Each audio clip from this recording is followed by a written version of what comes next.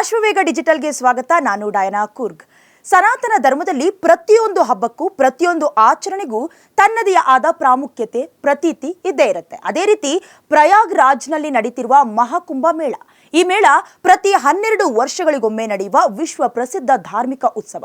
ಸಮುದ್ರ ಮಂಥನದ ಪೌರಾಣಿಕ ಕಥೆಗೆ ಸಂಬಂಧಿಸಿದ ಈ ಮೇಳದಲ್ಲಿ ಪವಿತ್ರ ನದಿಗಳಲ್ಲಿ ಸ್ನಾನ ಮಾಡೋದು ಅತ್ಯಂತ ಪವಿತ್ರ ಅಂತ ಪರಿಗಣಿಸಲಾಗುತ್ತೆ. ಈ ಬಾರಿ ಜನವರಿ 13ರಿಂದ ಫೆಬ್ರವರಿ 26ರವರೆಗೂ ಈ ಮೇಳ ನಡೆಯುತ್ತೆ. ಈ ಮೇಳಕ್ಕೆ ಭಾರತ ಮತ್ತು ವಿದೇಶಗಳಿಂದ ಲಕ್ಷಾಂತರ ಭಕ್ತರು ಭಾಗವಹಿಸುತ್ತಾರೆ. ಈ ಬೃಹತ್ ಮೇಳ ಉತ್ತರ ಪ್ರದೇಶದ ಪ್ರಯಾಗ್ ರಾಜ್ಯದಲ್ಲಿ ಪ್ರತಿ 12 ವರ್ಷಗಳಿಗೊಮ್ಮೆ ನಡೆಯುವ ವಿಶ್ವ ಪ್ರಸಿದ್ಧ ಧಾರ್ಮಿಕ ಹಾಗೂ ಸಾಂಸ್ಕೃತಿಕ ಉತ್ಸವ.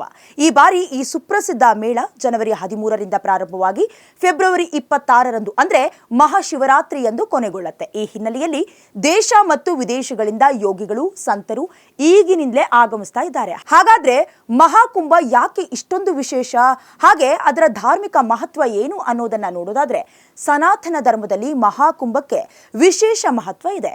ಮಹಾಕುಂಭ ಮೇಳದ ಧಾರ್ಮಿಕ ಪ್ರಾಮುಖ್ಯತೆಯು ಸಮುದ್ರ ಮಂಥನಕ್ಕೆ ಸಂಬಂಧಿಸಿದೆ. ಪೌರಾಣಿಕ ಮತ್ತು ಧಾರ್ಮಿಕ ಕಥೆಗಳ ಪ್ರಕಾರ ದೇವತೆಗಳು ಮತ್ತು ರಾಕ್ಷಸರು ಒಟ್ಟಾಗಿ ಸಾಗರವನ್ನ ಮಂಥನ ಮಾಡಿದಾಗ ಅಮೃತ ಕಲಶ ಇದರಿಂದ ಹೊರಬರುತ್ತೆ. ಅಮೃತ ಕಲಶವನ್ನ ಕುಂಭದ ಸಂಕೇತವೆಂದು ಪರಿಗಣಿಸಲಾಗುತ್ತೆ.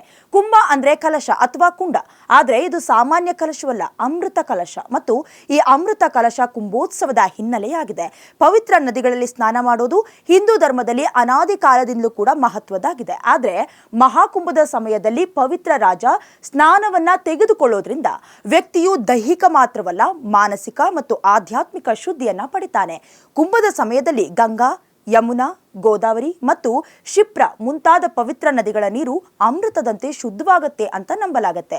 ಕುಂಭಮೇಳವನ್ನ ಪ್ರತಿ 3 ವರ್ಷಗಳಿಗೊಮ್ಮೆ, ಅರ್ಧ ಕುಂಭಮೇಳವನ್ನ ಪ್ರತಿ 6 ವರ್ಷಗಳಿಗೊಮ್ಮೆ ಮತ್ತು ಮಹಾಕುಂಭ ಮೇಳವನ್ನ ಪ್ರತಿ 12 ವರ್ಷಗಳಿಗೊಮ್ಮೆ ಆಯೋಜನೆ ಮಾಡಲಾಗುತ್ತೆ. ಈ ಹಿಂದೆ 2013ರಲ್ಲಿ ಕೊನೆಯ ಮಹಾಕುಂಭ ಮೇಳವನ್ನ ಆಯೋಜನೆ ಮಾಡಲಾಗಿತ್ತು. ನೀವು ಸಹ ಯಾವತ್ತಾದ್ರೂ ಕುಂಭಮೇಳವನ್ನ ನೋಡಿದ್ದೀರಾ? ನೋಡಿದ್ರೆ ಕಾಮೆಂಟ್ ಮಾಡಿ, ಹಾಗೆ ನಮ್ಮ ಪೇಜ್ ಅನ್ನ ಲೈಕ್ ಮಾಡಿ, ಶೇರ್ ಮಾಡಿ. ನೋಡ್ತಾ ಇರಿ ಅಶ್ವವೇಗ ಡಿಜಿಟಲ್.